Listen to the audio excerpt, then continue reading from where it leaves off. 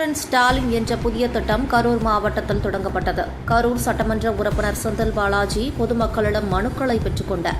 இந்த நிகழ்ச்சிக்கு மாவட்ட ஆட்சியர் தங்கவேல் தலைமை தாங்கினார். தமிழ்நாட்டில் உள்ள கடைக்கோடி மக்களுக்கும் அவர்கள் அன்றாடம் அணுகும் அரசு துறைகளின் சேவைகள், திட்டங்களை அவர்கள் வசிக்கும் பகுதிக்கே சென்று வழங்குவது இத்திட்டத்தின் நோக்கமாகும். இந்த முகாம்கள் ஜூலை 15ஆம் தேதி முதல் ஆகஸ்ட் 14ஆம் தேதி வரை நடைபெறவுள்ளது.